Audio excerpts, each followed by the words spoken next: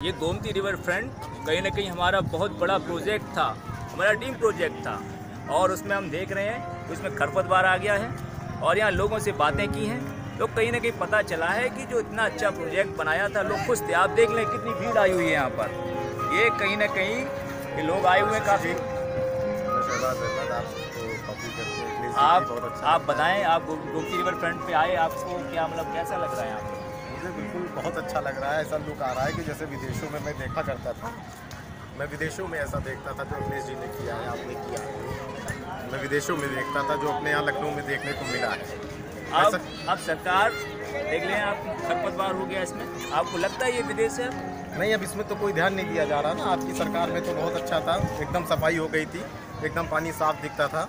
यहाँ और भी कई लोग हैं, उनसे मैं पूछ लेता हूँ कि आपका कोई अगर सवाल हो, आप पूछना चाहें कुछ तो पूछ सकते हैं। हमारे आपसे मिलना था, हमारे भाई ने कहा कि आप जी बहुत बहुत धन्यवाद आपका। आप बताएं क्या पूछना चाहते हैं? हम ये पूछना चाहते हैं कि मतलब आखिर 2 इनिंग्स की क्या तैयारी चल रही है आप लोग? मैं ये कह सकता हूँ कि ये जो 2014 में जो लोग आए वो इन्होंने कहीं ना कहीं धोखा दिया और ये जो वादे लेकर आए, किसानों का कर्ज माफ़ करने वाली बात कही, इन्होंने कोई भी कर्ज इन्होंने माफ़ नहीं किया और जो बुलेट ट्रेन का वादा किया वो कम से कम ये कुछ भी नहीं कर पाए उस पर।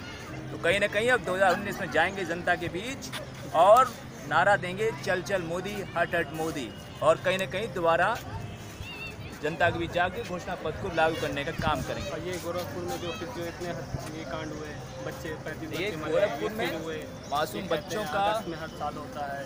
देखिए, मासूम बच्चों का मर जाना, मैं कह सकता हूँ कंस ने भी कई मासूम बच्चों की हत्या कर दी थी, उसका क्या हश्र हुआ ये आप जान सकते हैं। और जो मंत्रियों के इस तरह के बयान आ जाना कि अगस्त में बच्चे मर जाते हैं, तो मैं पूछ सकता हूँ उनसे कि इंसानियत कैसे मर गई सरकार की।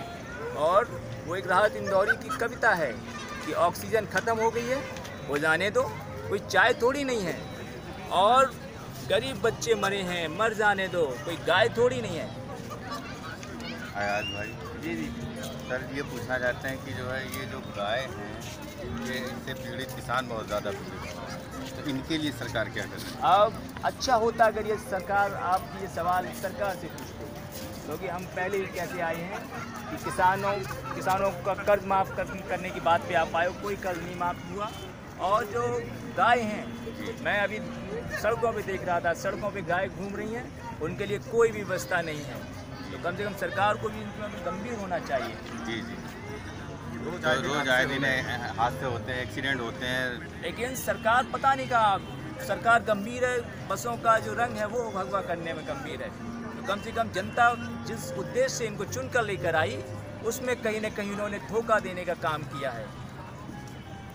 और 1090 ये महिला हेल्पलाइन नंबर को इतना ज़्यादा बर्बाद करने में, जो केंद्र सरकार के अधिकारी हैं वो इस लाइन को बहुत एप्रिशिएट कर चुके हैं, और कम से कम आप 1000 गाड़ियाँ और बढ़वा देते तो कम से कम पुलिस और प्रदेश की बहुत अच्छी व्यवस्था हो जाती।